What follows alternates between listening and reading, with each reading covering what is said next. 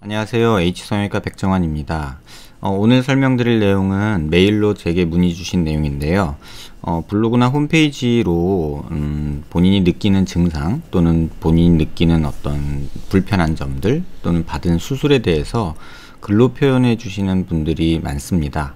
근데 사실 제가 의사 입장에서 글로만 표현된 것을 보고 어떤 판단을 하기는 굉장히 조심스럽고 그냥 모호한 추측성 답이 될 듯 해서 상세한 답변을 못 드리는 경우가 많이 있습니다.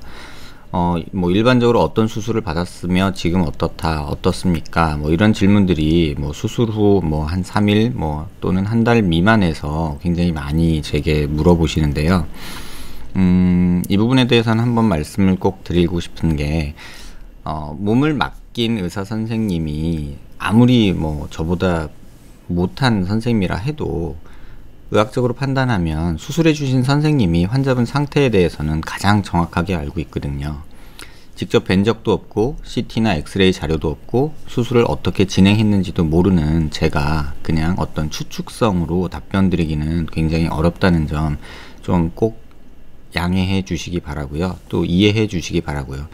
또 어떤 그런 글로 표현된 불안함에 나타난 질문에 제가 이러쿵저러쿵 말을 하는 것이 환자분께도 또는 수술해 주신 선생님께도 조금은 결례인 것 같고 불완전한 그런 추측성 답변들은 오히려 환자분의 혼돈을 불안함을 가중시킨다고 저는 생각을 합니다. 그래서 블로그나 어떤 홈페이지에 질문을 주실 때 가능한 한 어떤 객관적인 자료가 없이는 저도 어떤 답을 드리기 어렵다는 점 꼭 좀 기억해 주시기 바랍니다. 메일로 보내주신 내용인데요. 2년 반 정도가 광대 수술 후에 지났고 그 다음에 얼마 전에 부비동염이 생겨서 치료를 받고 있다고 하십니다. 근데 뭐 불안하시겠죠. 그래서 인터넷을 찾아보니 광대 수술로 부비동염이 생겼다 뭐 이런 말씀을 또 보시는 것 같아요. 그 다음에 입을 벌릴 때 소리도 나고 광대 수술하고 나서 환자분들이 가장 많이 말하는 거죠. 광대 수술 후 입 벌릴 때 소리가 난다. 여기에 대해서 그냥 한마디 요번에도 첨가해서 말씀드리면 광대 수술 후에 입을 벌리지 말고 딱딱한 걸 씹지 말아라 라고 환자분한테 말씀드리는 선생님들이 꽤나 많으신 것 같아요. 그런데 일반적으로 관절이라는 것이 짧게는 뭐 한두 시간 또는 뭐 한 하루 정도만 움직이지 않아도 다음날 움직일 땐 굉장히 아프고 뻐근하고 소리가 나는 것이 일반적인데요. 그런 강직, 관절 강직이라고 해서 안 써서 관절이 부드럽지 못하고 굳어 있는 상태가 계속되는 경우가 많습니다. 심한 경우 광대 수술 후 뭐 3개월까지 씹지 말아라 라고 설명하는 선생님도 계신 듯 해요. 근데 3개월 정도 그렇게 관절을 많이 움직이지 않다가 갑자기 입을 벌리거나 뭐 딱딱한 걸 씹거나 힘을 줄 때 당연히 아프죠. 가만히 팔을 안 쓰고 한두 시간 동안 쫙 펼친 채로 있다가도 팔을 굽히려면 굉장히 아프고 뻐근하고 또 그런 관절 주변의 인대들이나 이런 곳에서 또 찌그덕하는 소리가 간혹 나는 것도 있거든요. 그래서 광대 수술 후에 조심하느라 입을 안 벌리고 갑자기 입을 벌릴 때 소리도 나고 땡기는 느낌이 나는 것은 정상입니다. 또 고기를 씹거나 오래 꼭꼭 씹는 경우 무리는 듯 통증이 온다고 하셨는데 이 부분 역시 그러니까 관절을 많이 쓰지 않고서 갑자기 할 때 나오는 증상이죠. 근데 환자분 같은 경우는 2년 반이 지났는데 이런 증상이 왔다 합니다. 근데 이런 증상이 오는 원인은 뭐 2년이나 지나서 평상시 잘 지내다가 갑자기 그랬다. 그러면 뭔가 문제가 있는 거죠. 이때 가장 흔히 이제 있는 증상이 이 환자분이 느낀 이제 부비동염이라는 거죠.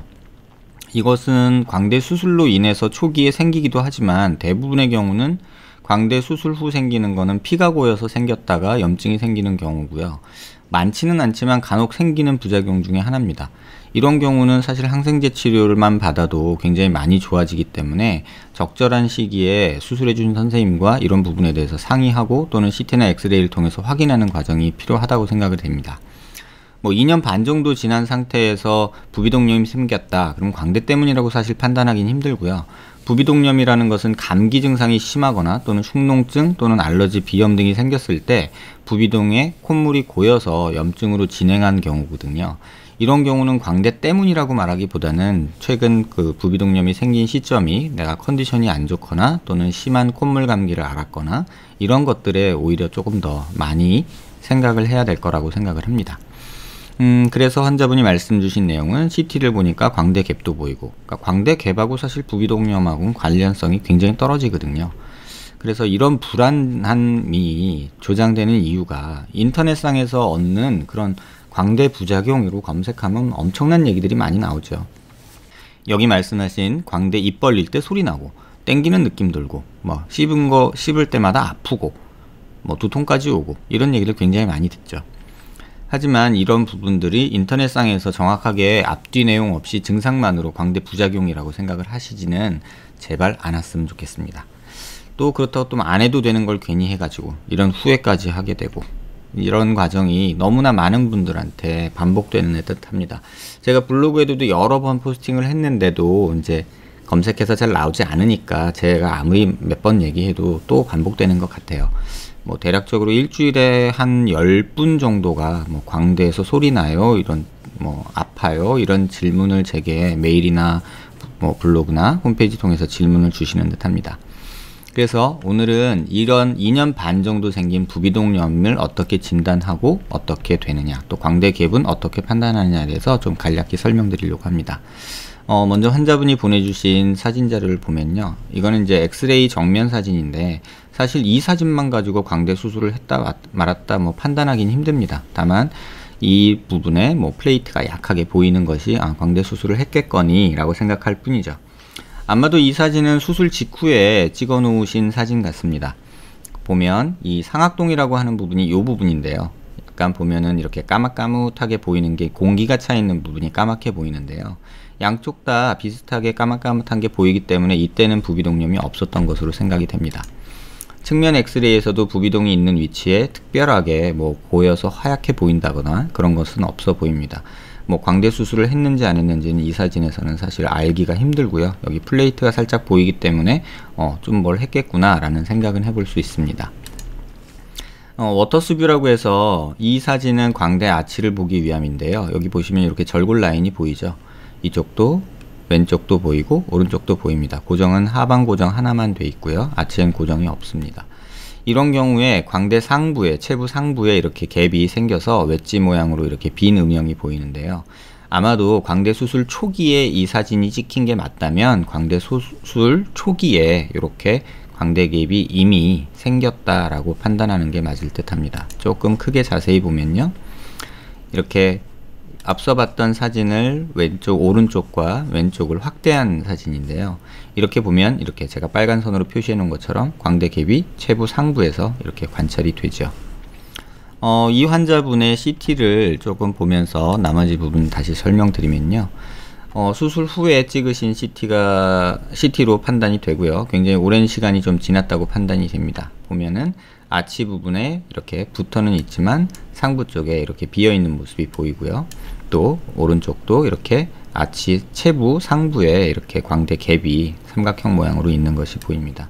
뭐 비교적 뼈는 잘 붙어 있고 왼쪽은 아주 뭐 잘 붙어 있고 상부에 약간의 뼈 결손이 있지만 이 정도는 뭐 피부가 그렇게 얇지 않으신 분이라면 뭐 크게 티날 부분은 아니라고 생각이 됩니다. 수술된 것 자체는 왼쪽 오른쪽이 약간 조금 다르게 된 모습인데요. 아마도 골편을 제거하지 않았나 라는 생각이 드는 모습입니다. 수술 전 모습을 제가 모르기 때문에 정확한 판단은 힘들고요. 또 지금 CT 찍힌 퀄리티 자체가 조금은 떨어져서 이쪽이 골편이 제거되고 상방 고정을 조금 한 게 아닌가 라고 추측을 하고 있습니다. 그 다음에 45도로 보시면 왼쪽에서는 이 정도의 갭이 보이고 아치 쪽은 골 유합이 잘 이루어진 모습이 보이죠. 또 체부 쪽의 하부, 중하부 쪽에 이렇게 뼈 유합이 잘 이루어진 걸로 봐서는 크게 뭐 건강상으로 문제는 없고 기능상으로도 문제가 없다고 판단하는 것이 맞습니다. 다만 이렇게 빈 부분이 피부가 얇은 환자에서는 보일 수도 있다라는 조금 우려가 있는 건 사실이죠. 이 간격을 재보면 대략 한 6-7mm 정도 되는데 사실 일반적으로 3-4mm 정도 갭은 광대 수술 후에 그냥 당연히 생기는 것으로 판단하시는 것이 맞습니다. 다만 아주 피부가 얇은 경우에는 3-4mm 갭도 보일 수 있죠.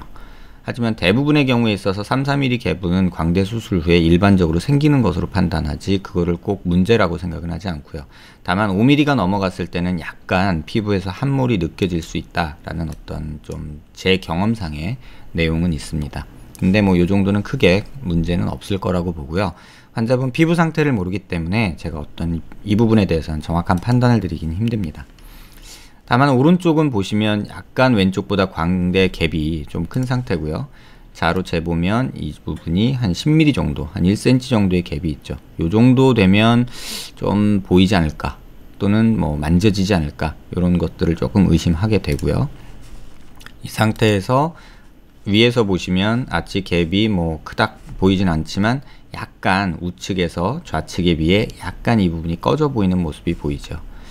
또 고개를 들어서 좀 보면, 조금 숙여 보면요, 이쪽은 연속성이 그런대로 흘러가는 데 반해서 이쪽에는 살짝 단절이 된 모습이죠. 그래서 이쪽 부분, 이런 부분들은 피부에서 또는 만졌을 때 약간의 함몰이 관찰될 수도 있다고 판단됩니다.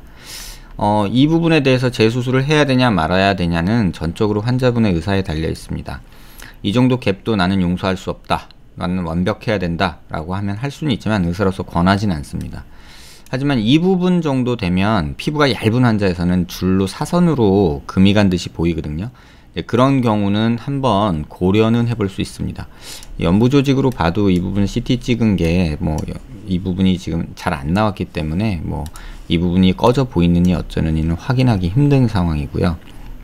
그래서 이 정도 되면 수술을 고려는 해보지만 이 역시도 건강상의 문제는 없기 때문에 이게 함몰로 피부로 보여지느냐 또는 만져지느냐를 갖고 환자분과 상의를 해서 수술 여부를 결정을 해야 됩니다. 하지만 대부분의 경우에 있어서는 이 경우는 수술을 권하지는 않습니다. 환자분이 말씀하셨던 그 부비동염에 대해서 좀 말씀을 드리려고 하는데요. 지금 이 파란 선으로 보인 단면이 지금 이 왼쪽에 보이는 단면입니다. 그래서 이 단면에서 조금 더 앞으로 가보면 이렇게 코까지, 코만 나오는 이런 파란 단면이 보이고요. 이런 식으로요. 그런데 이걸 조금 뒤로 가보면, 조금씩 가다 보면 이렇게 상악동이라고 하는 부분이 나오기 시작하죠. 그러니까 상악동이라는 부분은 이렇게 안화 밑에 있는 공간인데요. 그러니까 콧물이 고이면 주로 이제 이런 데 고이고, 이제 허옇게 보이는 요게 벌써 이제 뭐 염증이나 콧물이나 피가 찼을 때 이렇게 허옇게 보이게 됩니다. 액상에 뭐 어떤 물질이 들어있을 때 상악동이 이렇게 꽉 차 보이죠. 그래서 보통의 상악동염은 플리스라고 저희가 표현을 하는데 뭔가 꽉 찬 느낌이 든다 라고 이제 표현을 해서 영어로는 플리스라고 표현을 하고요. 그 다음에 이렇게 염증이든 뭐든 이렇게 꽉 차 있을 때는 이 주변에 염증 반응이 있어서 뭐 눈이 빠질 듯이 아프거나 코가 또 막힌 듯이 느껴지거나 코맹맹이 소리가 난다거나 이런 증상이 생기고, 심하면 이 상악동 안에 염증이 있으면 이 치아 뿌리에도 염증이 조금 생기면서 뭘 씹을 때마다 이가 아프거나 또는 뭐 이 옆쪽에 볼 쪽이 아프거나 잇몸이 아픈 느낌이 들거나 이런 느낌, 증상들이 생길 수 있습니다. 지금 보면 왼쪽에 가득 무엇이 차 있는 모습이고요. 중간중간 이렇게 비어 있는 모습도 보이는데요. 이 뒤쪽으로 갈수록 이렇게 조금 비어 있는 것이 있는 걸로 봐서는 이 안에 지금 염증이 있다고 판단하는 것이 맞습니다. 이러한 경우에는 일반적인 항생제는 잘 듣질 않고요. 그러니까 혐기성 세균이라고 그래서 이런 상악동에 염증이 생겼을 때는 공기와 접촉을 싫어하는 균들이 주로 자라게 됩니다. 그래서 혐기성 균에 잘 듣는 항생제를 선택을 해서 최소한 2주 정도를 꾸준히 복용을 해주시면 대부분 이런 상악동의 염증, 상악동염은 해소가 됩니다. 이런 내용을 바탕으로 조금 다시 한번 정리를 해드리면요.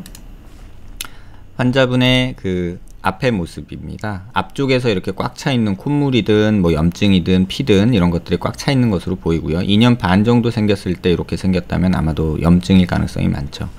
그래서 뒤로 좀 가봐도 이렇게 에어가 보이고 이렇게 꽉 차 있는 모습이고요. 그 다음에 앞서 말씀드린 갭은 왼쪽엔 이렇게 조금 적은 갭인데 이렇게 뭐 수술을 요한다고 생각은 하지 않지만 피부가 얇거나 뭐 만졌을 때 기분 문제라든가 뭐 피부가 함몰돼 보인다던가 그런 증상이 있다면 수술을 고려해 볼 수는 있죠. 우측은 조금 저도 우려되는 부분이 있긴 한데 이건 환자분을 직접 보고 만져보고 또 환자분과 이런저런 상의를 해보고 또 재수술을 했을 때의 장단점들 뭐 이런 것들을 많이 고려를 해봐야겠죠. 이런 경우는 단순히 여기를 메꿔주는 수술이 될 수도 있고요. 또는 재절골을 통해서 어떤 목적을 얻을 수도 있는데, 개인적으로는 이런 경우에는 함몰 때문이 문제라면 단순히 메꿔주는 것을 권합니다. 그게 수술도 간편하고 환자분이 겪어야 되는 조금 불안함도 좀 적지 않을까. 효과는 대신에 굉장히 확실한 편이고요. 이렇게 아치뷰에서 보시면 왼쪽보다 이렇게 이 안화골의 선에서 광대로 넘어가는 이 선이, 이쪽은 조금 그나마 이렇게 완만하게 잘 유지되어 있는데 반해서 이쪽은 안화에서 광대로 넘어가는 이 선이 이렇게 꺼지게 되죠. 그러면 실제 피부에서도 사선으로 이렇게 함몰이 보일 수 있다는 문제점이 있게 됩니다. 광대 수술이 참 말도 많고 탈도 많은 수술이 되어 버렸는데요. 그 이유 중에 하나는 인터넷상의 정보가 너무 일반화된, 객관적이지 못한 주관적인 느낌으로 기술된 정보들이 너무 많아서 많은 분들이 광대 수술 후에 불안함을 인터넷 정보를 통해서 오히려 더 불안함이 가중된다고 저는 개인적으로 판단됩니다. 뭔가를 할 때 가장 중요한 것은 원인을 정확하게 찾는 것이고요. 그게 의학적으로는 진단이라고 하는 과정입니다. 그 과정을 무시한 채 제가 광대 체부 자르고 아치 비교정했어요. 지금 아파요. 왜 그러죠? 이렇게 물어보면 저는 답을 드릴 수가 없습니다. 그래서 수술 방법도 방법이지만 현재 뼈 상태와 수술 전 상태를 비교하고 정확히 판단하는 것이 그 진단이라는 과정이 굉장히 중요하다는 점 꼭 기억해 주시길 바라고요. 비슷한 문제로 고민하신 분들한테 조금 참고되는 내용이었길 바랍니다. 감사합니다.